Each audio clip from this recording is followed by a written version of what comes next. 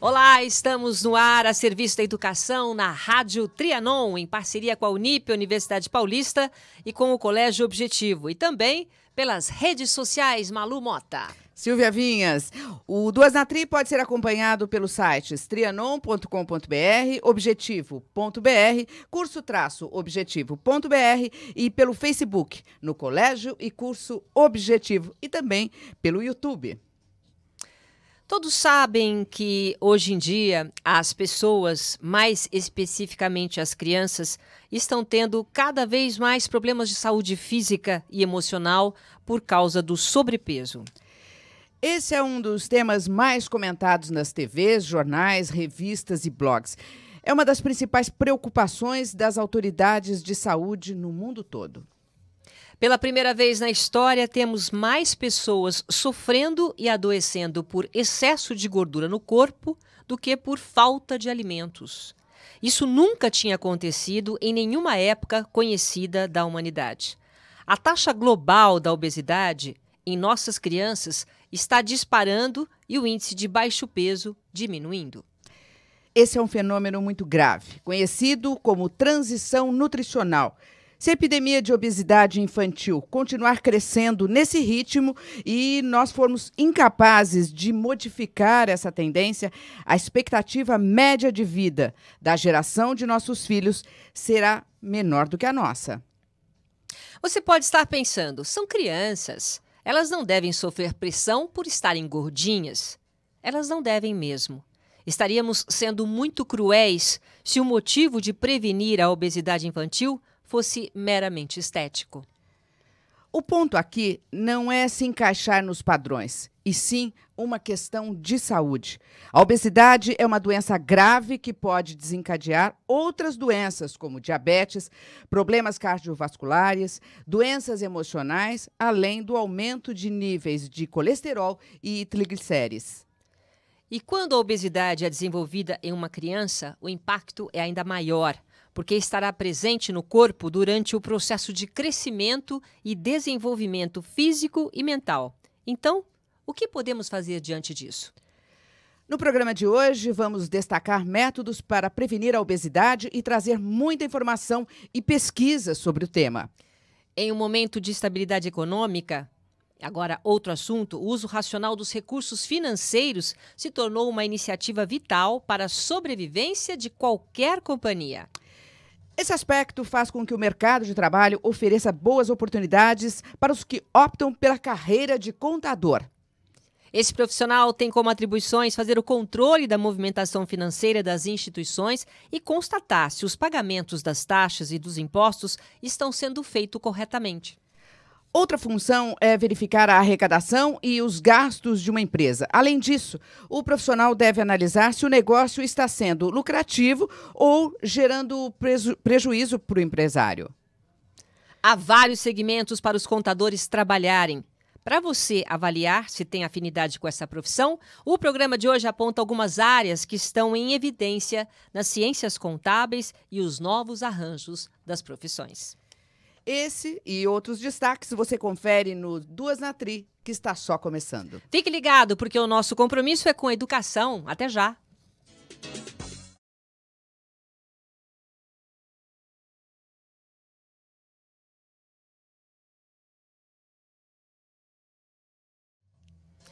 O Duas na Tri destaca os perigos da obesidade.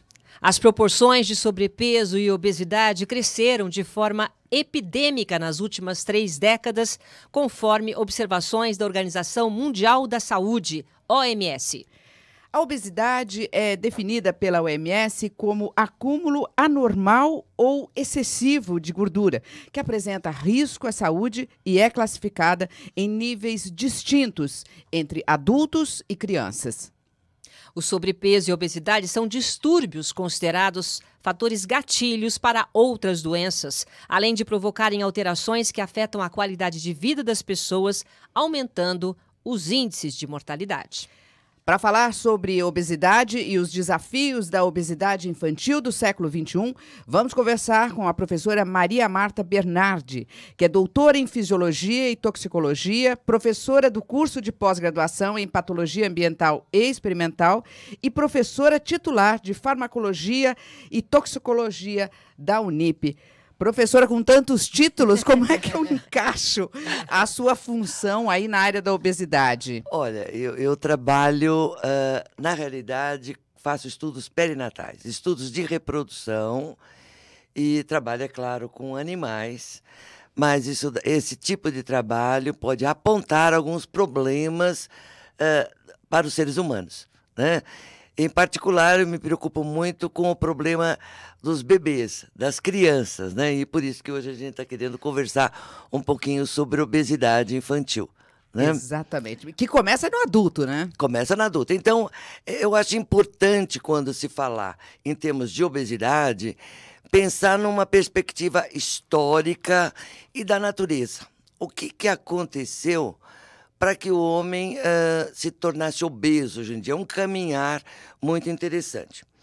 Porque, desde a época paleolítica, o grande problema do homem ou de qualquer outro animal era conseguir se alimentar. Nós tínhamos grandes períodos de fome.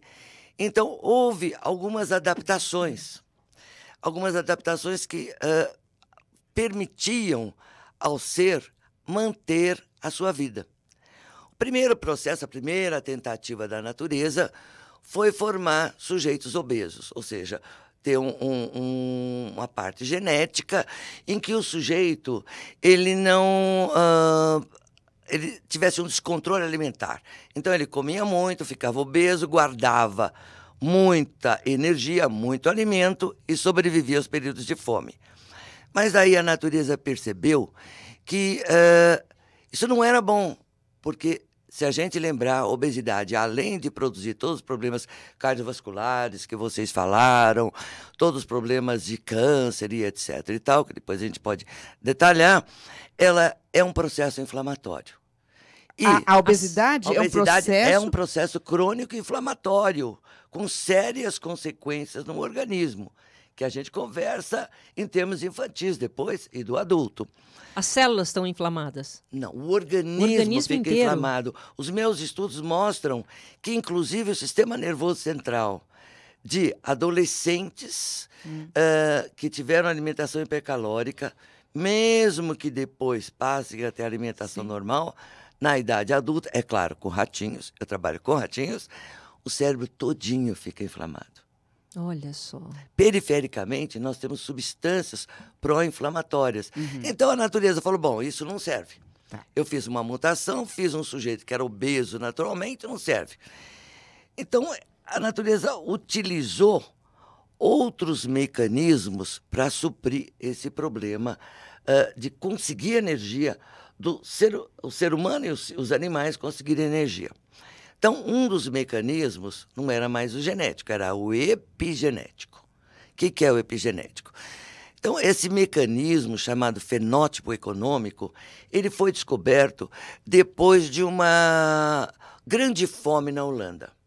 No período da Segunda Grande Guerra, as mulheres passaram muita fome e, quando seus filhos cresceram, ficaram adultos, houve uma pesquisa em 300 mil homens. E o que se observou é que aqueles filhos de mães que passaram fome no início da gestação, eles eram obesos.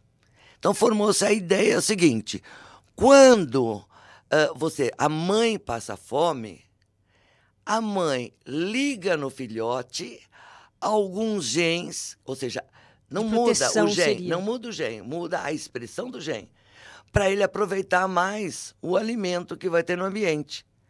Agora, o filho nasce, tem um ambiente normal de alimentação, ele vai então se tornar obeso. É o chamado fenótipo econômico. Olha que incrível. Se a gente lembrar que no Brasil, há décadas atrás, se falava muito de fome. E hoje nós estamos falando de obesidade. Isso é transmitido de geração em geração. Eu fiz experimentos mostrando que quando a mãe recebe alimentação hipercalórica na adolescência, o neto ainda apresenta sinais de obesidade, aumento de gordura abdominal, reto-peritoneal. É passando de geração para geração. Sim, porque o gene foi modificado, não o gene, mas a expressão do gene, e isso é herdável. É herdável, ou seja, herda. Então, o fato de se passar fome numa geração, isso é um dado importante, vai levar as outras gerações a se tornarem obesas ou com tendência de obesidade numa situação de alimentação normal. Isso aconteceu. Nossa, chocada. É impressionante, com essa informação, né?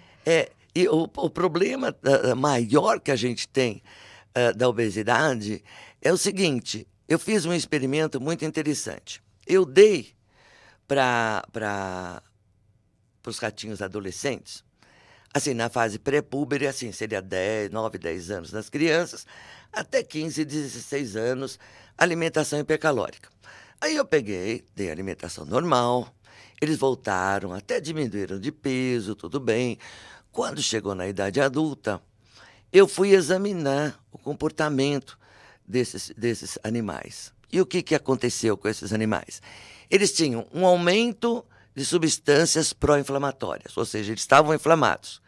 Mesmo sem estarem com peso aumentado, eles apresentavam um aumento das gorduras.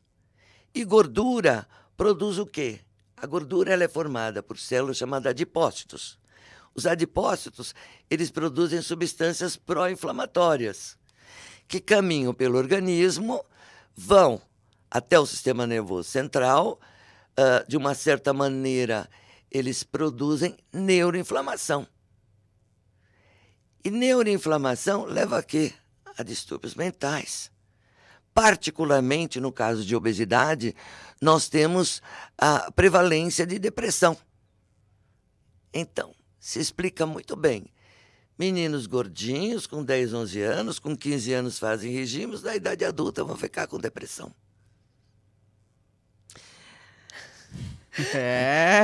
Silvia, terrível. Então a gente está vendo, vamos dizer, nessa apresentação a gente encara como assim uma cadeia que está vindo desde lá de trás. Desde lá de trás. Desde quanto tempo a gente está falando que está tendo essa transformação? De repente a obesidade se transformou, não sei, hoje é o mal do século.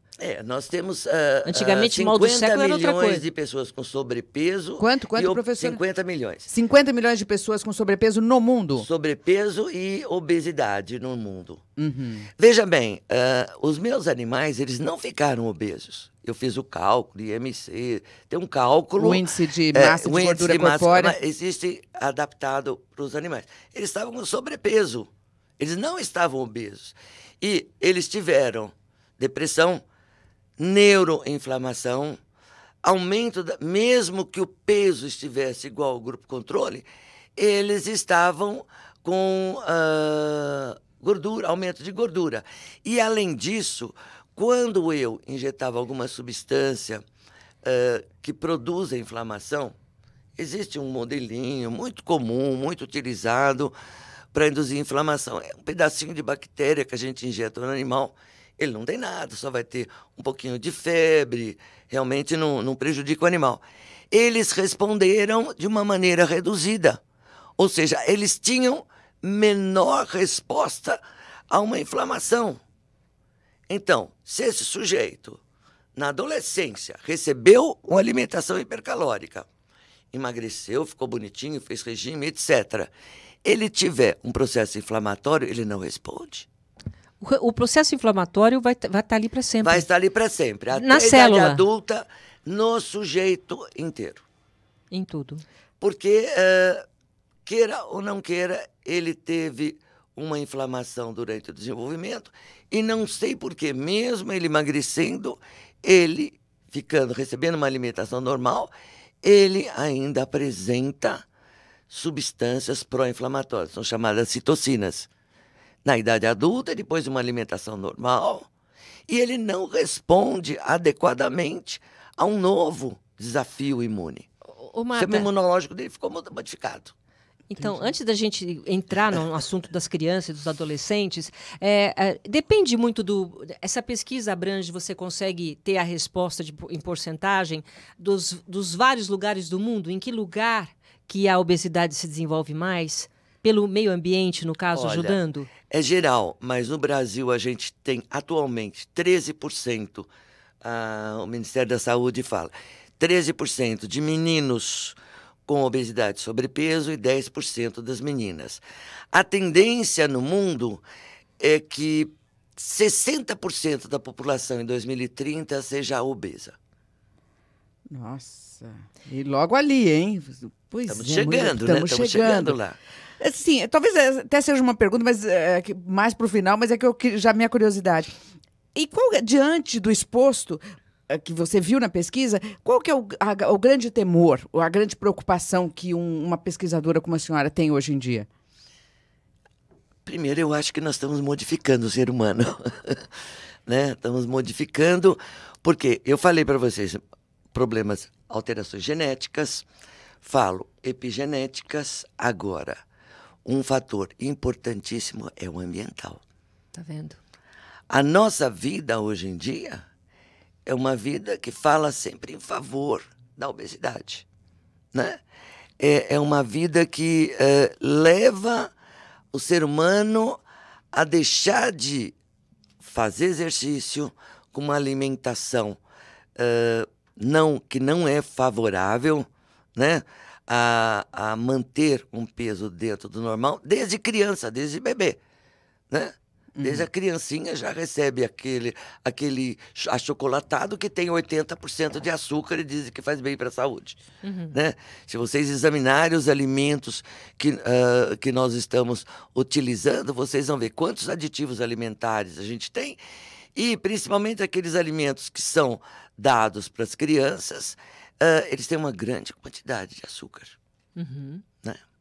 E tem uma coisa muito importante e que ficou desde o tempo da época paleolítica. O homem, ele foi programado para sentir prazer em comer gordura, porque ele precisava sobreviver, não é verdade? Com aquela gordura, no frio, principalmente. Não. Tinha períodos enormes de fome.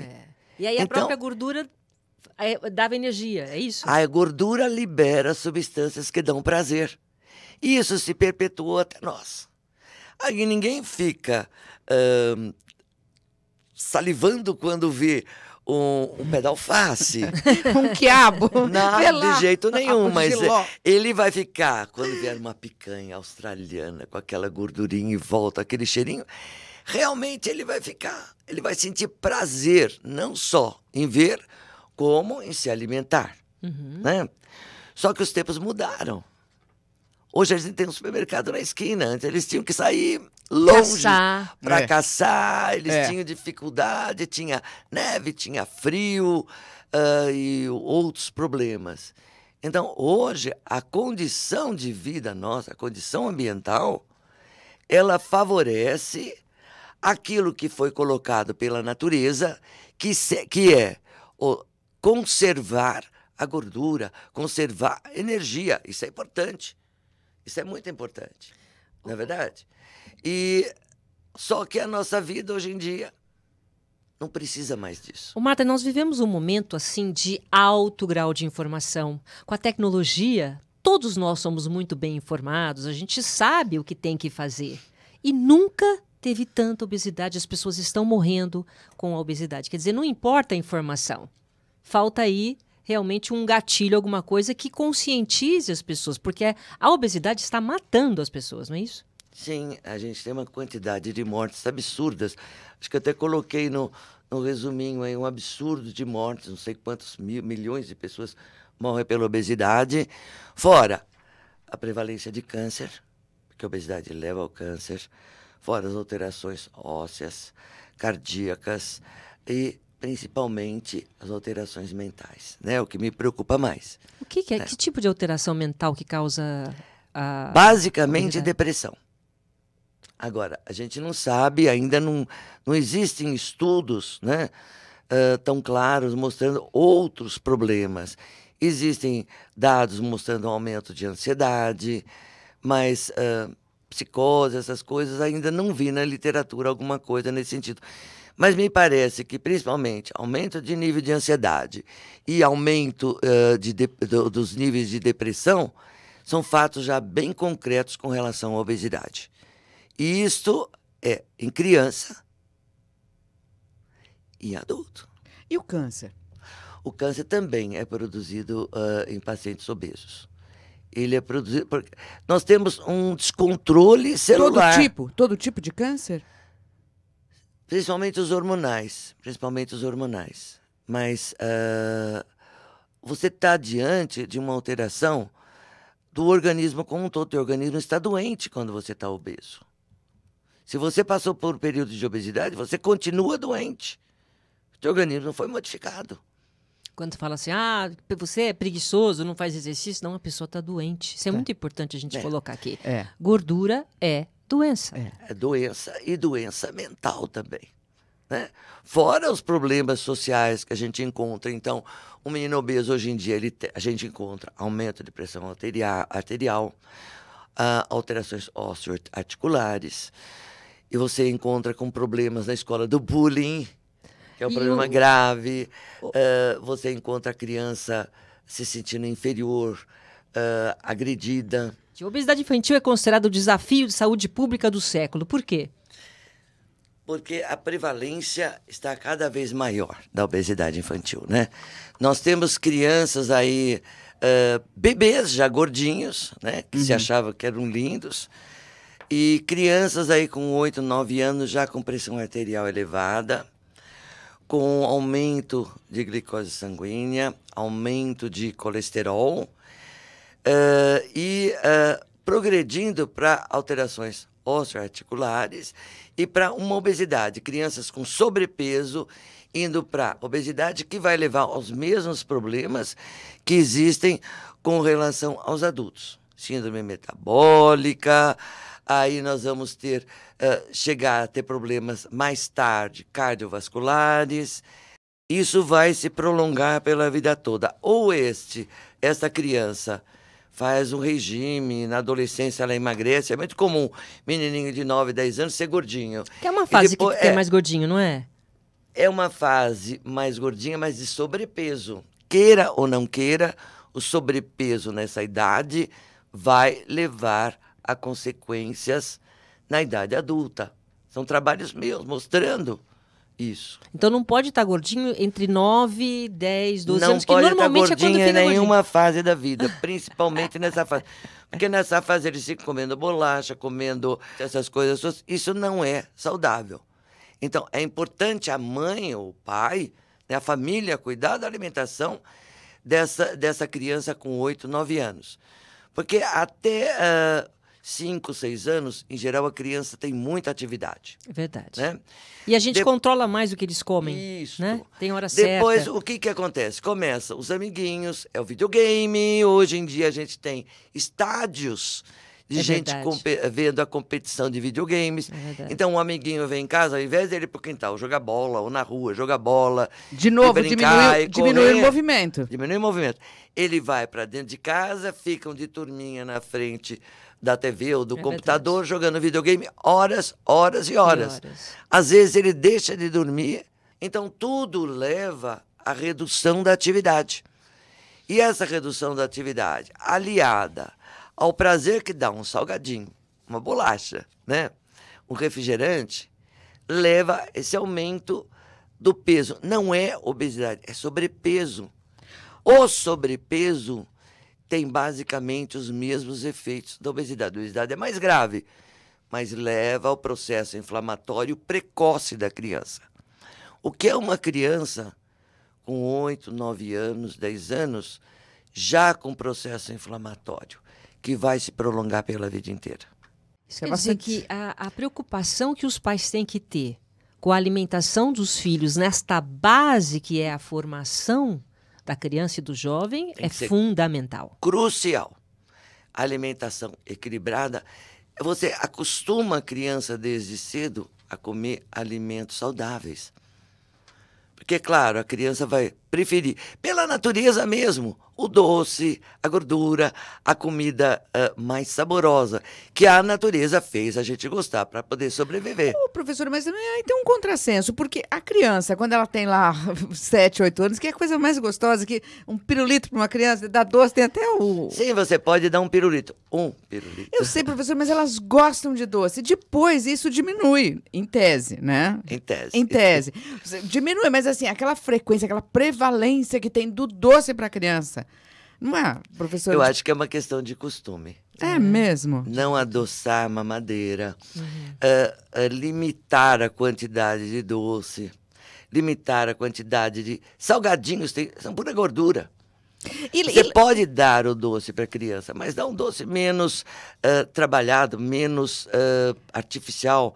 Você faz um doce em casa. Ah, você vai um brigadeiro em casa, você pode fazer, mas não ficar incentivando dando bolacha, essas coisas, isso, não dá bolacha, salgadinho. A criança tá na televisão, tá comendo salgadinho, aí tá comendo bombom. Limita isso, tem que ser limitado. E quando a criança não quer comer mais? Não come. Uma hora ela vai ter fome e vai comer. Como é que a gente pode preparar essa nova geração tão do tecnológica? Do ponto de vista da consciência. Da consciência, eu acho que tem que ser colocado dentro da escola. Muito claramente o que é alimentação, ou seja, alimentação, o que é exercício físico. E é muito comum que a criança traga da escola para os pais. Eu sei, na reciclagem, por exemplo, a questão de reciclagem, eu via meus filhos aprendendo na escola e trouxeram para casa. Então, o próprio filho pode trazer para a mãe, né? E também esclarecer esses pais. Né? Eu acho que é uma ação que tem que ser feita aos poucos, porque nós estamos mudando as próximas gerações. Que estão ameaçadas. Estão ameaçadas e a natureza vai responder de uma forma muito clara. Qual? Muito clara. Ou seja, se você não serve como reprodutor, você não vai reproduzir. E aí... Diminui a fertilidade. A gente tem visto uma perda de fertilidade enorme na população. O problema hoje de engravidar e ter filhos é muito grande. Será que muito dessas coisas não vem também da questão de peso? Claro, vem de outros aspectos. É muito mais amplo, é multidisciplinar. Mas será que nós vamos conseguir gerar nossos filhos se nós somos obesos? A obesidade também afeta o lado reprodutivo de uma maneira extremamente séria. E a natureza, ela responde ao que nós fazemos. Com certeza. Com certeza. A senhora, como bióloga, como estudiosa, como pesquisadora, o que a senhora mais teme diante desse quadro que a gente vê hoje? 60 milhões de pessoas com obesidade em 2030 diz pra gente de pessoas com dificuldades de saúde, metabólicas, diabetes, câncer, depressão, né? São 50 milhões que é previsto no mundo. E o custo para a sociedade é muito alto. O custo para a sociedade de uma pessoa doente, que não consegue produzir, de uma pessoa que não consegue se relacionar com as outras. Que pode estar deprimida. Por estar deprimida, pai, mãe, filhos deprimidos, porque isso é herdado. Tudo isso herda. Essas alterações que uma mãe tem, os filhos herdam. E na idade da infância e da adolescência, tanto pior ainda, tanto né? pior. Porque você já pensou, você tem um pai, uma mãe com um filho que está com problema já, né, de ver um filho obeso ou com sobrepeso. A mãe obesa. A mãe obesa. Aí você tem isso, ainda tem a depressão e sabe que teu filho está doente. Quer dizer, uma situação dramática para uma família, né, É dramática. professor? Então, eu acho que tem que ter ações um pouco mais amplas. Lógico, a gente procura conscientizar, trabalhar, dizer o que está envolvido, entender os mecanismos pelos quais existe a obesidade. Existem vários neuropeptídeos que controlam a fome, a leptina, a quispeptina. Existem muitas substâncias no cérebro que controlam, né, o prazer, a fome. Outros tiram a fome, outros orexígenos que produzem a fome. Então, a gente estuda isso, né, como uma contribuição para levar ao conhecimento do que acontece na obesidade. Mas a ação tem que ser de cada um nós e tem que ser da sociedade como um todo. Quero agradecer a presença da professora Maria Marta Bernardi, que é professora do curso de pós-graduação em Patologia Ambiental e Experimental da Unip. Muito obrigada, professora, foi um prazer. Eu que agradeço, tive muito prazer de estar com vocês. Obrigada. Muito obrigada. Até já.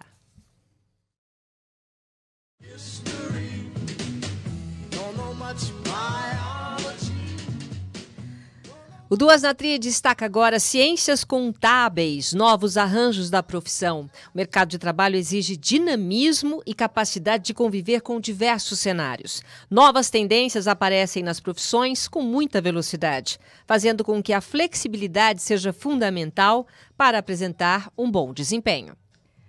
Hoje, o contador não deve lidar somente com a legislação e cálculos complexos. Ele precisa entender bastante de tecnologia e ter uma ampla visão do negócio do cliente. Do contrário, será superado pela concorrência e perderá boas oportunidades de emprego.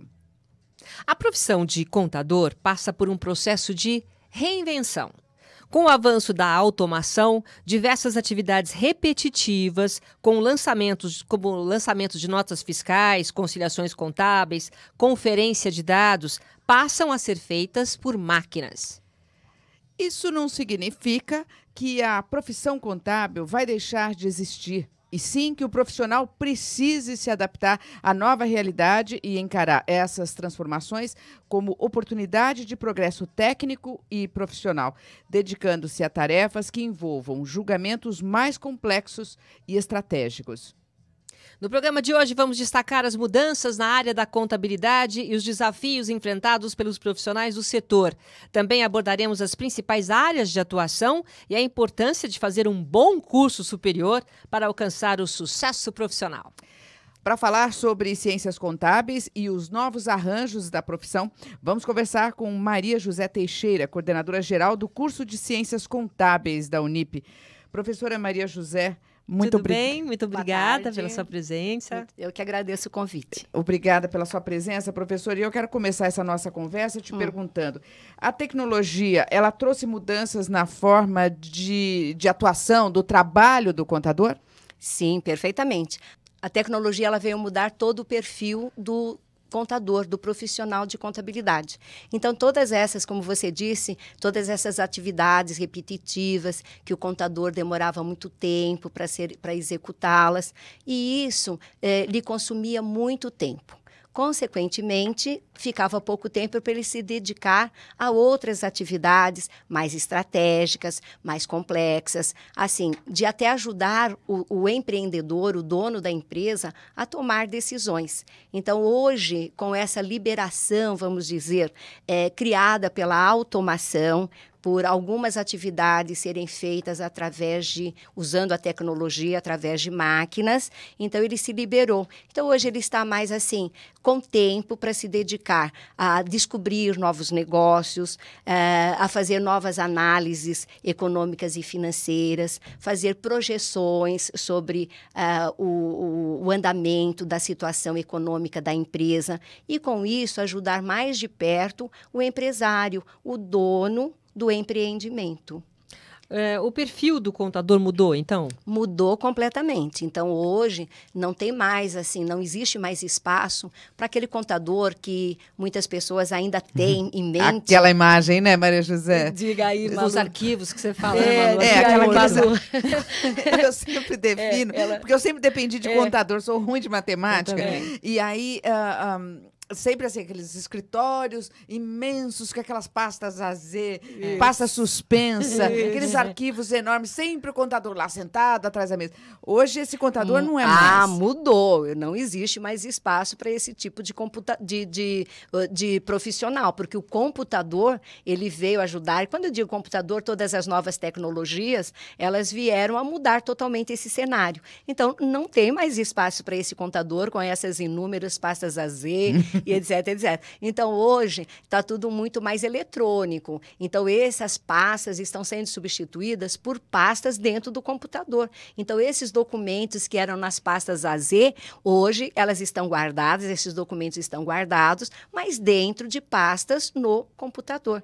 Então, aí, a parte tributária, as guias de recolhimento, né? Que se você tem que ter uma pasta para cada nota fiscal, né? A nota fiscal. Então, muitos desses documentos, não estou dizendo que todos, né? Então, ainda temos a influência do governo, que ainda exige que alguns documentos sejam guardados por diversos anos, mas a maioria já está se conseguindo guardar eletronicamente. De que tecnologia, e quais tecnologias nós estamos falando?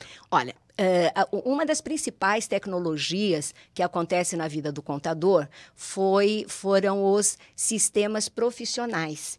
Então, até que antigamente, que era feito tudo ainda de uma forma bastante rudimentar, demorada, né? Dificultosa. Então, hoje, essas novas tecnologias. Então, se desenvolveu principalmente esse novo sistema profissional. O que é esse novo sistema profissional? Todas as atividades contábeis são feitas no sistema.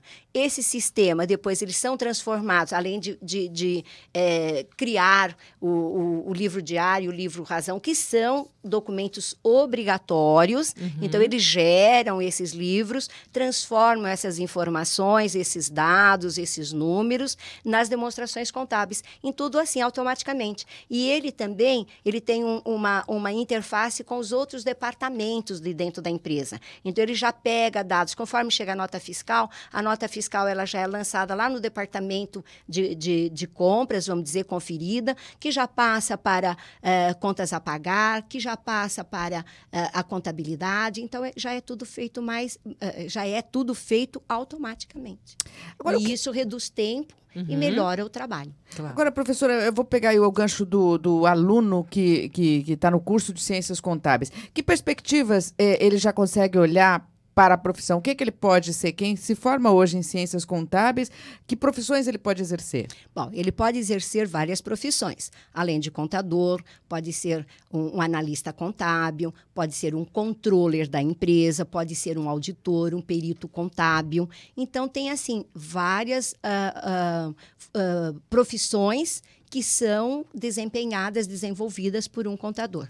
E tem mercado? Como é que está isso hoje? Temos mercado, sim. Acho que esse mercado não acaba nunca, né? Não acaba muito. Tem sempre uma conta para ser feita. Exato. Não, o que a gente tem uma conta para pagar, né? Se você saber o que isso significa. Uma declaração de imposto de renda, né? Para entregar, né? Imposto de renda agora também está tudo automatizado, Pois é. Mas o que eu ia dizer, assim, os nossos alunos, que foi a pergunta que a Malu me fez, e os nossos alunos, no nosso curso de Ciências Contábeis da nossa instituição, fala o nome? Sim, da Unip, mas é claro. Da Unip. Então, eles já estão totalmente assim, direcionados para esse tipo de profissão. Então, eles não estão mais sendo direcionados para executar aquelas tarefas repetitivas que nós acabamos de falar, que acabaram sendo feitas por máquinas. No nosso curso de Ciências Contábeis, nós já temos um programa ou um sistema em que os alunos eles já fazem tudo automaticamente. Então, os exercícios, o professor já manda via e-mail os exercícios, não manda papel.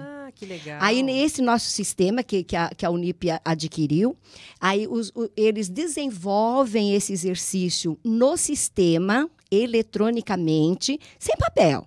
E ele já gera também, quer dizer, a gente não pode chamá-lo de ser um sistema profissional, porque o sistema profissional ele já faz tudo sozinho.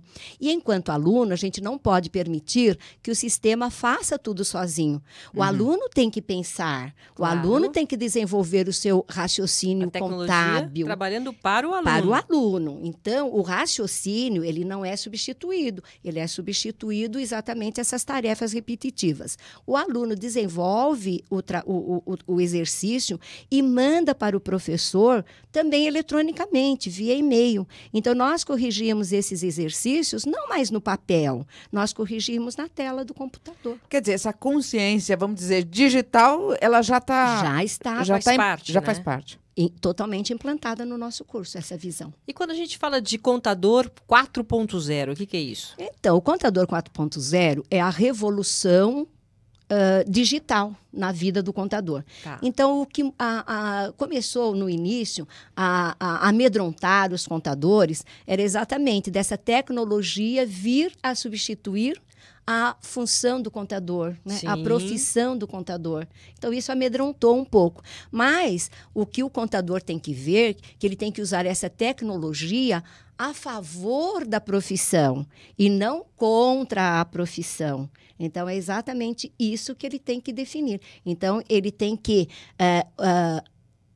utilizar essa tecnologia para melhorar o seu trabalho, para fazer trabalhos assim mais nobres ou, digamos assim, mais úteis na tomada de decisões. Então, hoje a gente vê o contador mais como um tomador de decisões, ou então, assim, como fornecer informações úteis, necessárias, para que os empreendedores, os donos do empreendimento possam tomar as decisões acertadamente. Ô Maria José, a função do contador, né? Aquela coisa, você entrega tudo na mão dele, enfim. Agora com esse contador 4.0, a gente entrega para o contador, confia no contador, né? Muitas vezes, toda a parte... E deve, né? Deve. Não, e toda a parte que você tem de contas, enfim, o que tem que ser feito. Agora, é função do contador também alertar, prestar atenção, olha, isso aqui está errado, isso aqui está certo, você não deveria fazer esse caminho. O contador tem que ter esse perfil também, ou não? Ele só faz o que o empreendedor manda? Não, ele tem esse perfil, sim. É uma obrigação do contador orientar o cliente. Né? E orientar o cliente de forma...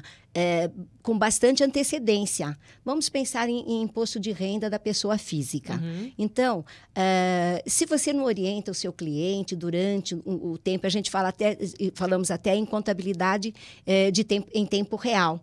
Então, durante o ano, porque existia assim, vamos lá, a função do contador, que ele esperava chegar março e abril, para aí sim orientar o seu cliente, aí ele corria buscar os documentos. Pede lá para o banco, pede no sei o quê, pede no sei o quê. Isso, vai atrás de banco, vai atrás de convênio, vai atrás de recibo de escola, recibo de médicos. Aí a gente fica desesperado. Fica desesperado. Se abriu é desespero. Desespero.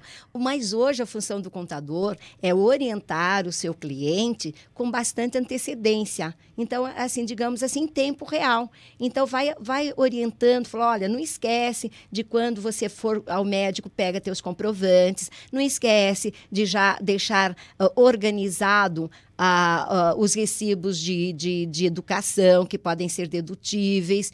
Enfim, então, é essa a orientação que o contador já deve realizar para os seus clientes, que a gente chama de contabilidade em tempo real. Ô Maria José, e quais são as competências que vamos dizer, o estudante ou o recém-formado, quais as competências que o estudante da área de ciências contábeis precisa desenvolver hoje? O perfil do estudante de ciências contábeis é assim, que quando ele entra na universidade, e a gente tem visto isso no curso de ciências contábeis, ele logo já começa a trabalhar, vai para o mercado de trabalho. Então, ele vai ou como estagiário, claro, no início, e daí ele começa já a desenvolver uma carreira.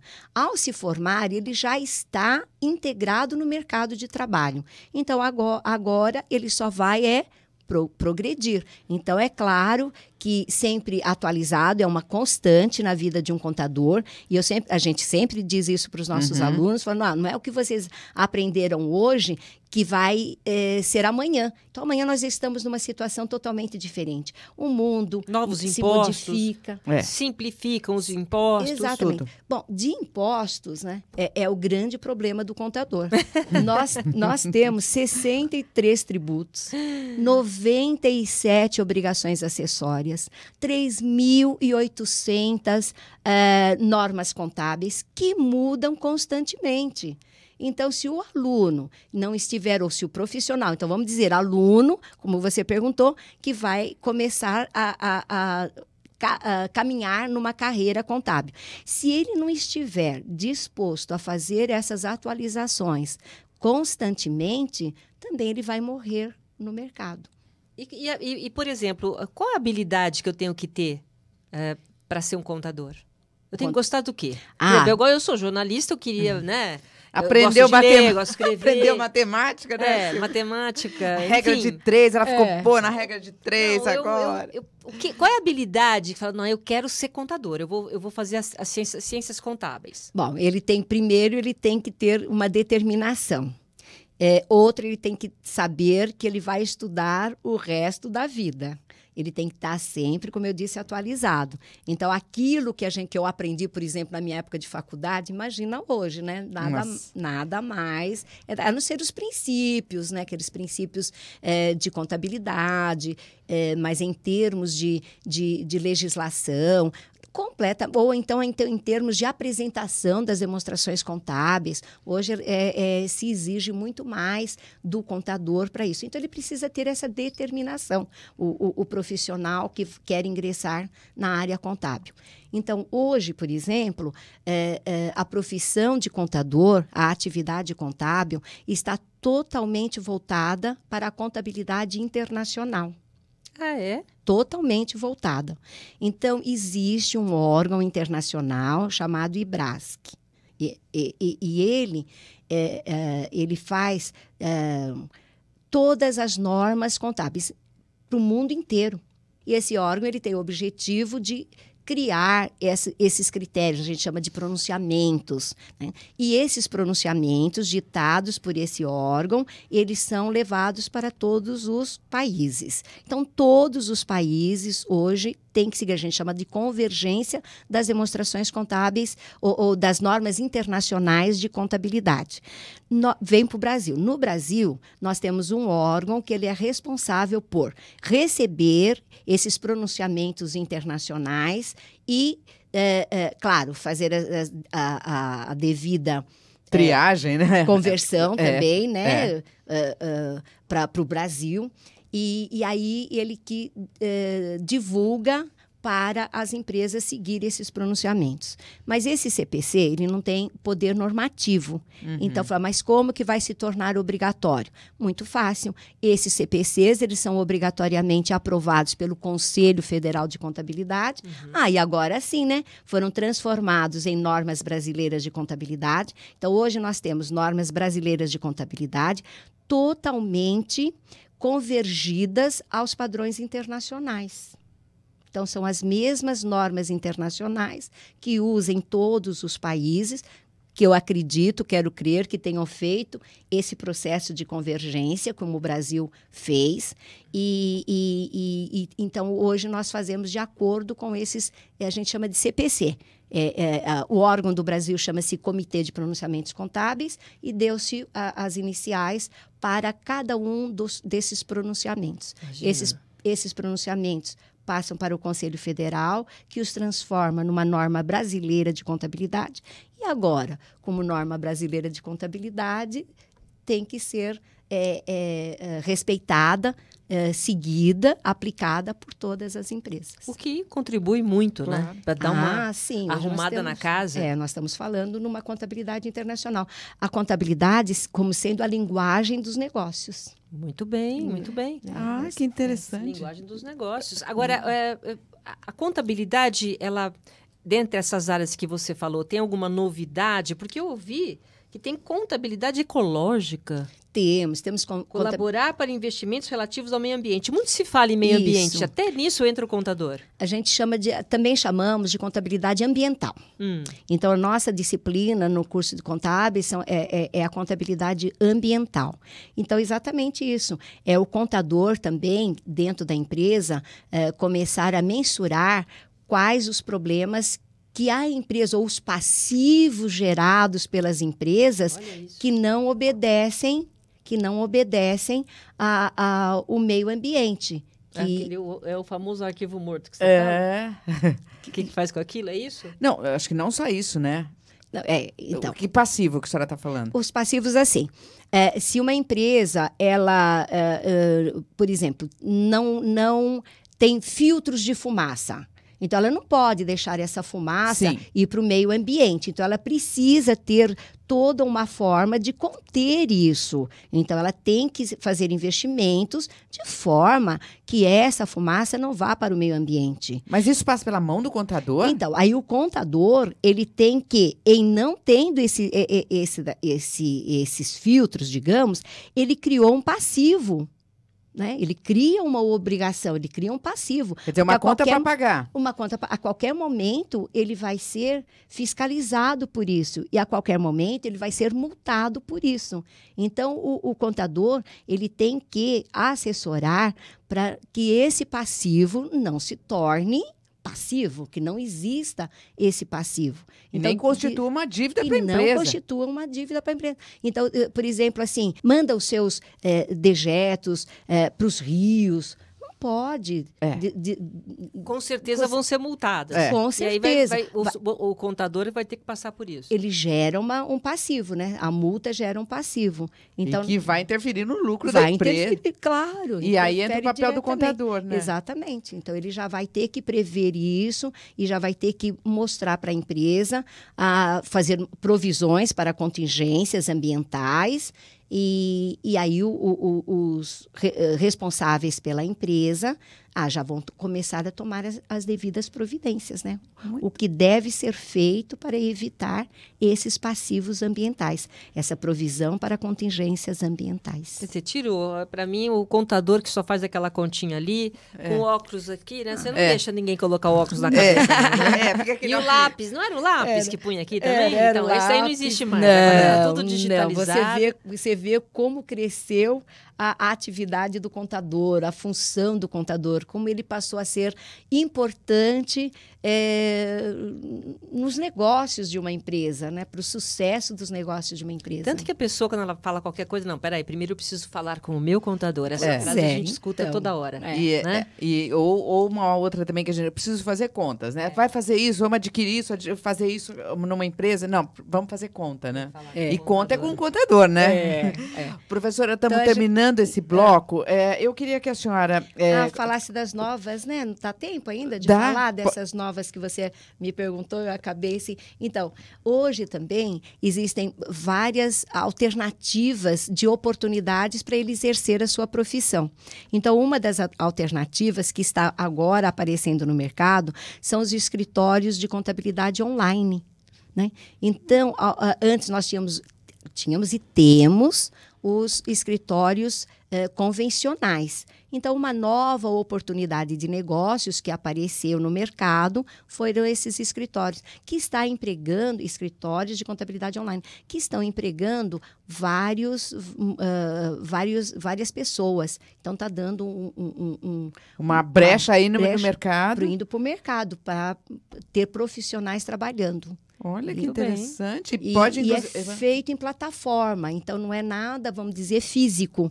Então, ele conta, vamos dizer, tem escritórios já implantados que contam com 200 funcionários. Mas cada um na sua casa. Cada um num lugar, exatamente. Não precisa ser exatamente a questão da física. Isso. Ele pode trabalhar em casa? Isso, não precisa ser necessariamente os 200 dentro de uma sala. Né? Então, cada um está trabalhando, sendo parceiros, cada um num lugar. Então, mas isso também foi devido à tecnologia, né? A tecnologia permitiu que isso acontecesse. São novos tempos, né? São novos tempos, novos arranjos da profissão, né, professora? E essas novas empresas que são chamadas de startups, né? Então, também, quer dizer, conforme crescem, nós temos aqui números que em 2012 era 2.500 startups, o oficial que a gente tem é 2017, já estava para 5.100. Então, começou com empresas de tecnologia, mas não necessariamente uma startup tenha que ser uma de tecnologia. Pode ser ser de outras atividades. Então, você veja, se cresce essa quantidade de negócios, de planos de negócios, é um nicho de mercado também para o contador oferecer os seus trabalhos para essas empresas. Então, é o que eu falo, sempre, qualquer pessoa precisa de um contador, não tem jeito. E hoje também, né, os profissionais digitais, né, que a gente fala tanto, né, os youtubers, os influenciadores, né, os influenciadores digitais, os que desenvolvem aplicativos, então todos eles precisam de um contador. Exatamente, está aí para oferecer os seus serviços. Muito esclarecedora a sua entrevista, viu, Maria José, dando aí uma nova fisionomia para a área de ciências contábeis. E Silvia, quem sabe um dia volte para falar um pouco mais da parte tributária, né? Que a gente, é outra área da contabilidade. Outra área da contabilidade que afeta muito o profissional, o contador.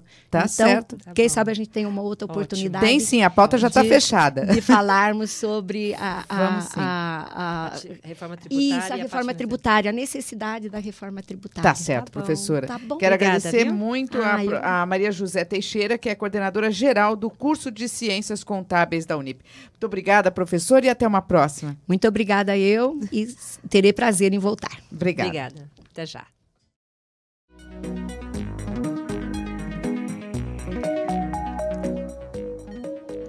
Está no ar o bloco de notícias com os principais eventos e destaques do Colégio Objetivo e da Unip, Universidade Paulista. Aqui já com a presença da jornalista Alessandra Neri. Quais são os principais destaques de hoje, Alessandra? Tudo bem, Alessandra? Tudo bem. Então tá bom. Vamos lá. Vamos começar com o bloco de notícias falando de Olimpíadas. O aluno Luan de Souza Santos conquistou bronze na Olimpíada Internacional de Astronomia e Astrofísica, a IOA, realizada na Hungria. É dele também a melhor nota, o melhor desempenho da delegação brasileira. Temos imagens do Luan, roda VT1. A Olimpíada reuniu 254 estudantes de 46 países, entre eles a Inglaterra, Estados Unidos, Canadá, Alemanha, vários países do leste europeu, do Oriente Médio e da Ásia. A América Latina foi representada pelo Brasil, Colômbia, Equador e México. Esse Luan é demais, né? Fantástico. Os participantes fizeram provas de análise de dados, teve prova teórica, observação do céu planetário e em grupo, formada por jovens de diferentes nações. A IOA é conhecida pelo alto nível de dificuldade. A Olimpíada exige raciocínio rápido, agilidade na resolução das questões e integra diversas áreas do conhecimento. Esta foi a terceira medalha internacional do Luan, conquistada em 2019. Luan emendou uma competição. Demais, né? Ele é fantástico, né? O Luan, um aluno realmente exemplar. E ele emendou uma competição na outra. Isso mesmo. No mês de junho, ele conquistou bronze na Olimpíada Europeia de Física, na Letônia. Em julho, foi prata no Torneio Internacional de Jovens Físicos, na Polônia. E agora bronze na Astronomia, na Hungria. Parabéns, Luan. Fantástico. Luan precisa vir aqui, né? Olha só, Letônia, Polônia, Hungria, maravilhoso. O Colégio Objetivo oferece, desde as séries iniciais, justamente a oportunidade de despertar a curiosidade, o gosto pela pesquisa, pelo conhecimento científico. Da educação infantil ao ensino médio, há práticas para todos os níveis de ensino. São oferecidas atividades que levam o aluno a investigar, a aprofundar no que lhe atrai e mais, ir além. O Programa Objetivo de Incentivo ao Talento, o POIT, é um dos responsáveis. No POIT, o aluno desenvolve múltiplas habilidades, nas artes, nos esportes e nas Olimpíadas do Conhecimento. Como resultado da participação em Olimpíadas Científicas Nacionais e Internacionais, 7.143 medalhas, troféus e títulos foram conquistados. A preparação para Olimpíadas Científicas faz parte da programação do POIT. Tem aulas preparatórias para os alunos do ensino fundamental e ensino médio, é isso, né? Isso mesmo. Antes de realizar as provas das Olimpíadas, os alunos participam de aulas especiais. Eu acompanhei uma delas. Olha. Legal? Muito Legal, bom. né? Bom, na quarta-feira, no dia 21 de agosto, acontece a fase estadual da Olimpíada Brasileira de Informática, modalidade iniciação, nível júnior, voltada para os alunos do 4º e 5º anos. É a Unicamp que organiza a OBI. 60 alunos das séries iniciais do ensino fundamental do Colégio Objetivo foram classificados. Crianças de 9 e 10 anos já interessadas em atividades que envolvem engenhosidade, raciocínio lógico, programação de computadores e uma saudável dose de competição. Antes de realizar as provas da fase estadual, as crianças participam de aulas preparatórias. O desafio é conquistar uma vaga para a fase nacional. A coordenadora de tecnologia, Mônica Valls, vai explicar a programação preparada para a turma do 4º e 5º anos que participa da OBI, Roda VT2. A OBI é a Olimpíada Brasileira de Informática. Ela é voltada para estimular os alunos, as crianças e jovens para as Olimpíadas Científicas, né? Essa Olimpíada ela começou em 1999 e só agora os nossos alunos de 4º e 5º anos puderam participar. A partir do ano passado, eles tiveram essa colaboração. Então, como nós tivemos muitos alunos que entraram na fase estadual, a gente resolveu fazer um mega evento na Unidade Teodoro e nós dividimos as salas em várias estações. Cada estação tinha uma atividade proposta. O que nós queríamos que o aluno aprendesse? As estruturas para resolver um problema de lógica. Então, na primeira estação, a gente ensinou para que ele pudesse fazer uma diagramação dos cenários, das regras e também das perguntas. Assim que ele estrutura o pensamento dele, ele consegue resolver melhor a questão. Na segunda estação, a gente tinha atividades maker, né? Então, ele podia colocar a mão na massa e resolver problemas de lógica ali. E, na terceira estação, a gente fez um robô. Então, ele tinha que programar o robô e dar a resposta daquele desafio que ele recebia no envelope.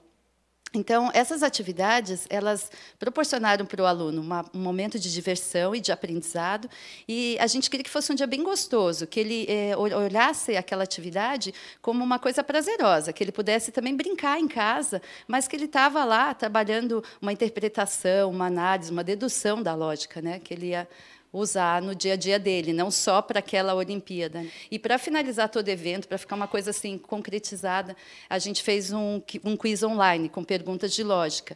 E o mais legal foi que nós juntamos todas as unidades do colégio num único espaço, para que eles pudessem conhecer diferentes crianças, diferentes pensamentos e trocar, né, de uma unidade para outra aquilo que eles foi proposto naquele dia, que era essa oficina divertidíssima.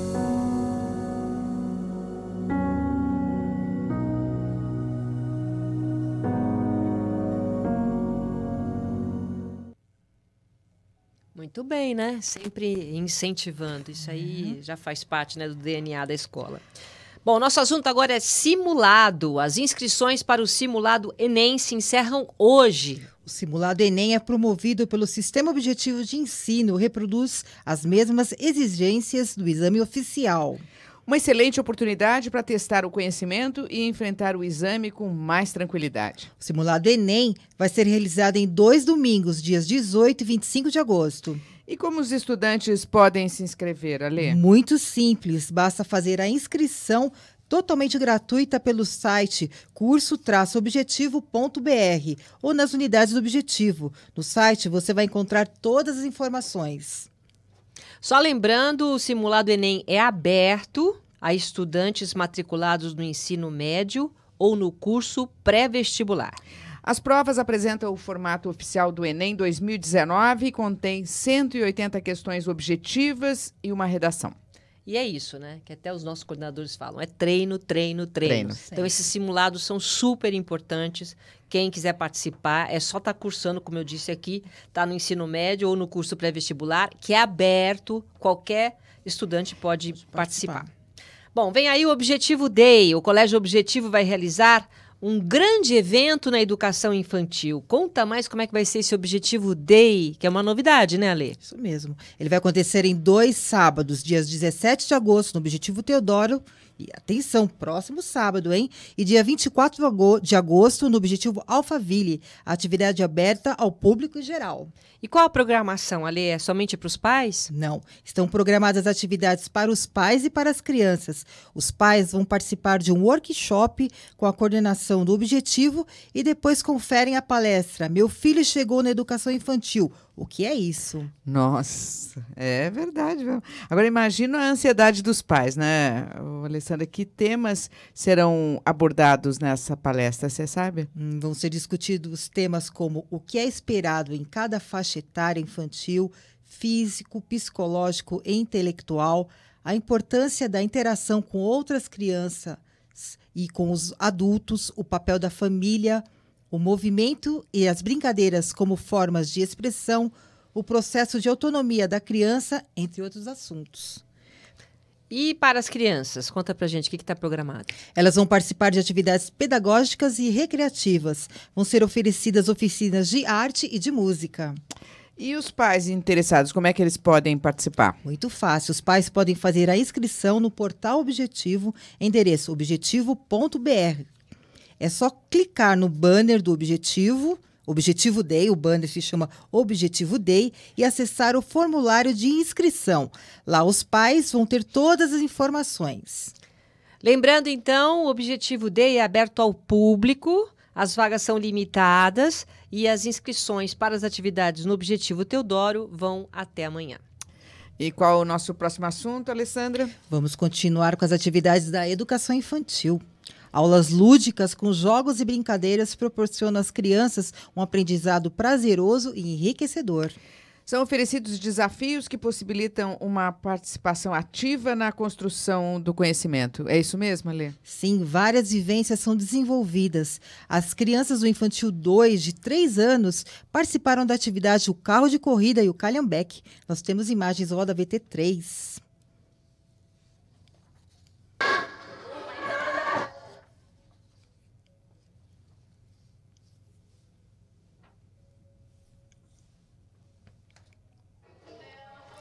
A atividade foi inspirada em um jogo de tabuleiro. As crianças jogam os dados, contam o número de casas que devem avançar, a dupla que superar todos os obstáculos e chegar primeiro no final da pista vence o jogo.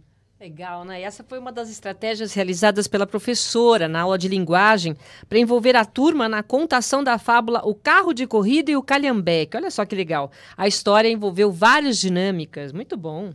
A atividade estimula o letramento, a criatividade, o raciocínio, o pensamento, a expressão, a fala e a coordenação das crianças. Vocês sabiam, meninas, que as atividades circenses contribuem para o desenvolvimento infantil? Você praticou alguma atividade circense? Eu só ia no circo. Também. E você? Também. Alguma atividade circense que Na minha desenvolve? época, A gente só só ia lá circo. ver o palhaço chorar, né? É. Bom, pois é. O circo foi tema de exposição dos trabalhos das crianças do Objetivo Integral. Várias atividades foram realizadas ao longo do primeiro semestre e expostas na mostra. As atividades desenvolvem a criatividade, a imaginação e valores como a alegria, a cooperação e a amizade. Teve contação de história, atividade de dobradura, aula de culinária, criação de painéis, oficina de adereços e de brinquedos de sucata. A professora Aline vai explicar a atividade Roda VT4. Nós trabalhamos a temática circo, onde as crianças aprenderam de forma lúdica sobre um pouquinho, né, da história do circo, sobre os seus personagens, né, o que faz cada um. E através dessas atividades, as crianças elas aprenderam de forma significativa. Foram atividades bem prazerosas, trabalhamos tanto individualmente quanto de forma coletiva. Nós trabalhamos adivinhas, trabalhamos com personagens circenses, eles criaram, eu acabei sendo a escriba, né? Eles colocaram essa resposta através do desenho, fizeram esse registro através do desenho. Nós trabalhamos também dobradura, né, representando o palhaço, que é um artista fundamental quando nós falamos de circo. Nós trabalhamos muito com brinquedos de sucata, fazemos brinquedos com sucata. Então nós fizemos o Mágico Bilbo, que é um bilboquê, mas em formato de mágico. Eles gostaram bastante. A questão da alimentação saudável entra dentro desse projeto, porque tem o Espaço dos Sabores, que nada mais é do que culinárias que tem a ver com a temática. Então, nós tentamos trabalhar essa questão, mas abordando também a alimentação saudável. Com fantoches, eles criaram uma história que tem a ver com o circo. Dentro dessa história, cada um criou um personagem, eles confeccionaram os seus fantoches.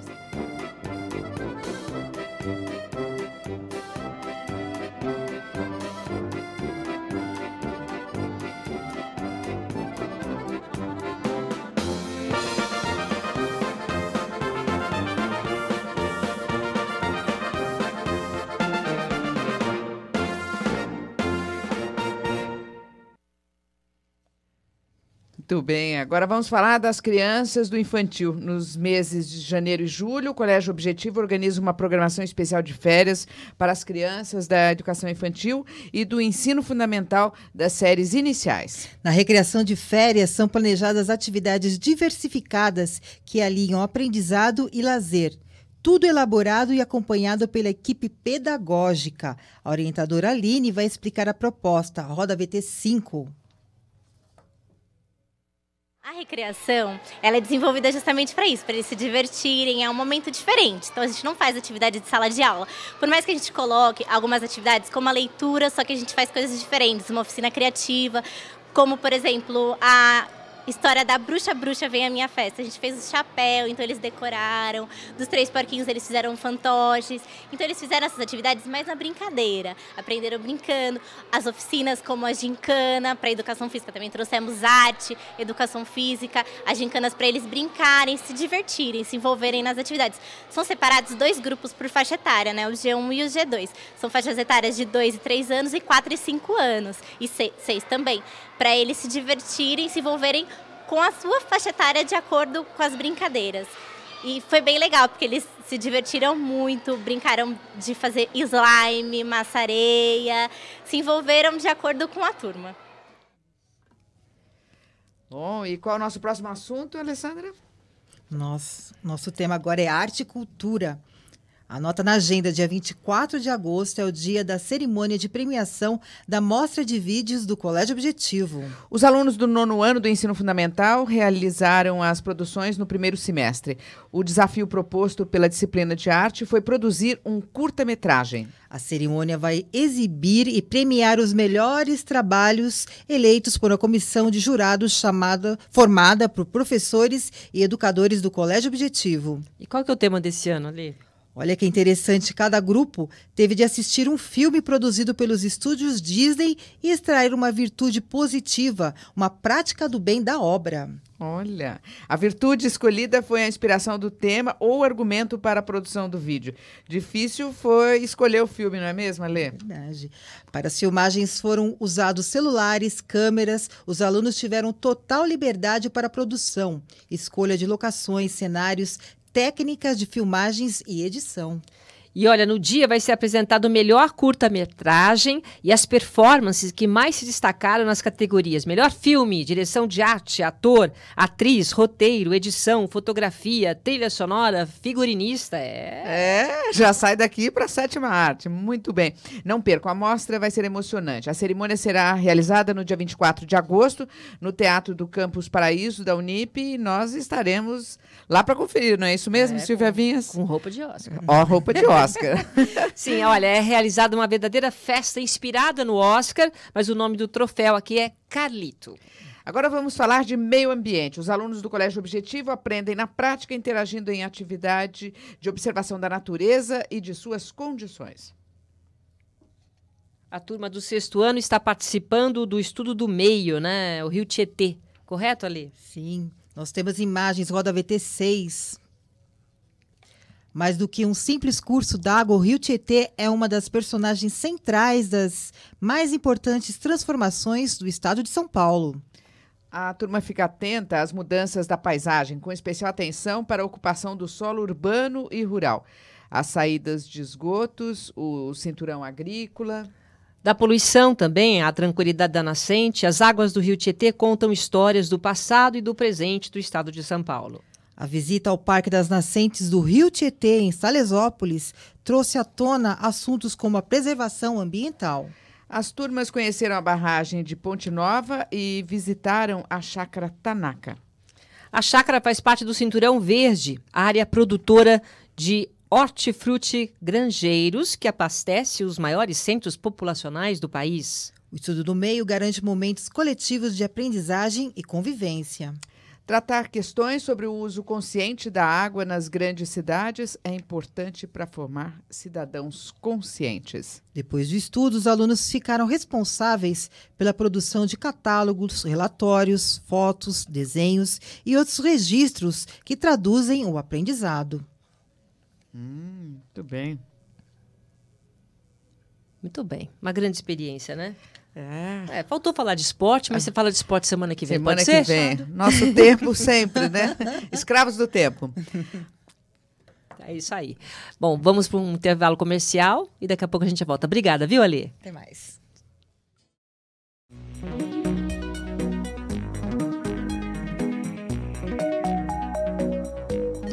Como a tecnologia mudou a sua vida? Você já parou para pensar? Encerramos o programa de hoje refletindo sobre ela, a tecnologia na visão de grandes pensadores. Tornou-se chocantemente óbvio que a nossa tecnologia excedeu a nossa humanidade. Albert Einstein. Trocava toda a minha tecnologia por uma tarde com Sócrates. Steve Jobs. Isso é bem você, né? Ah. A primeira regra de qualquer tecnologia utilizada nos negócios é que a automação aplicada a uma operação eficiente aumentará a eficiência. A segunda é que a automação aplicada a uma operação ineficiente aumentará a ineficiência. Bill Gates. Silvia, a tecnologia com certeza vai reinventar o negócio, mas as relações humanas, elas sim, são a chave para o sucesso. O Duas na Tri fica por aqui, lembrando que a educação é uma história sem fim.